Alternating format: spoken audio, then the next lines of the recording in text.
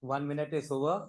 Let's now welcome with a thunderous round of applause contestant number 8, Sushant Gupta.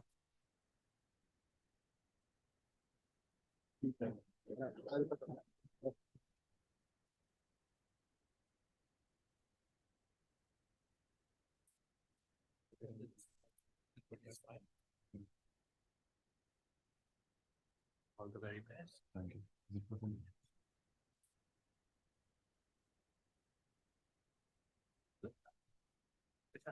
Yeah. Could you repeat after me? Today is a good day. Today is a good day. Audience at the back.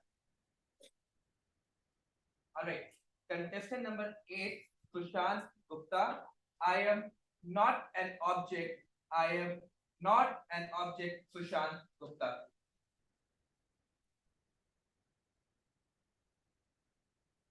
Fagging outside an eye specialist clinic, accompanied by my trusted buddy. I was cribbing the eye doctor who had the audacity to mess with my vision.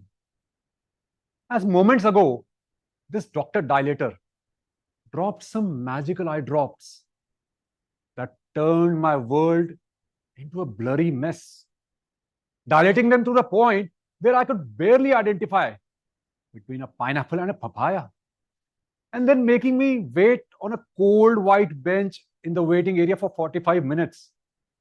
Probably conspired to freeze my butts. Then this Dr. Encyclopedia diagnosed me with the heavy medical vocab from the medical dictionary about a problem, retinitis pigmentosa. I couldn't even pronounce it properly, in which he said that the color and the night vision diminishes, gradually deteriorating the eyesight. What's the reason, Doc? I casually asked. Genes, he replied, empathizing in a sorrowful tone. I stared at the pair of denims I was wearing, which blurredly looked like blue ink sprayed on the floor. Ah, I meant your parents' genetics, he retorted. Wow, bravo, Dad, I whispered. To worsen the matter, he added that this rare eye condition of yours is like a VIP of eye disease, affecting 1 out of 4,000 people globally. Either I was taking his threats as a bad joke, or I was pretending to be the bravest soul on earth, not getting my unique coping mechanisms. The good doctor then decided to drop another bomb that this rare eye condition of yours has no treatment as of now, counseling that I should expect a breakthrough soon. Fast forward 20 years, and I'm still waiting for that magical eye treatment for my rare eye feature. After that optical roller coaster that evening, I vividly recall the sleepless night, tears streaming down my face, contemplating the fears at the age of 22. Ironically, I felt treated like an object, at times overlooked, and sometimes excessively shielded by my friends and acquaintances, occasionally parked idle, and at times dragged with no regard to the obstacle in my way, like a mobile luggage. I remember when my friends took me along to check brand new cars in an auto expo. They ensured that I streamed the shiny new cars, guiding my hands to check the body curve, running my fingers on the plush upholstery, sinking into the soft leather seat, and smelling the aroma of a brand new car. But when I curiously asked to let me also check the beautiful sales girls they were hushing about, not a single response echoed through the air, as all of my friends vanished, fearing for any trouble against my unreasonable demand. They left me in solitude, surrounded by the companionship of those lifeless cars.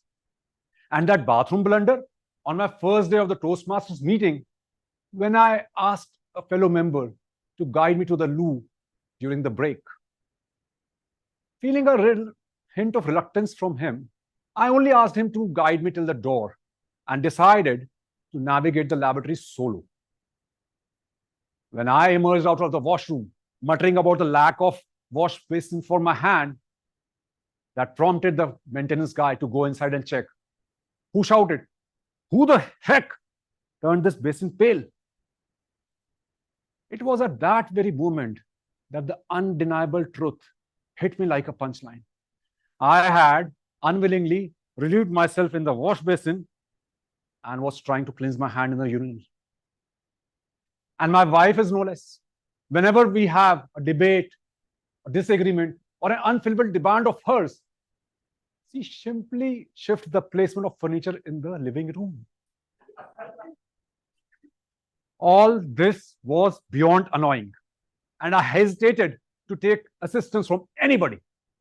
I hated being slowly labeled as disabled, and I hated being an object of a pity party. Ashamed of my incompetencies, I was stuck on how to overcome my fears until that evening, when I met the same fagging friend of mine who had been with me through my thick and thin over a smoke. As he said, "Sushant, it doesn't matter how you see the world. What really matters is how the world sees you." His golden nugget of wisdom hit me like a puff of enlightenment, transitioning my life to Vision 2.0. When sighted, I never ran. When short-sighted, I was running marathons.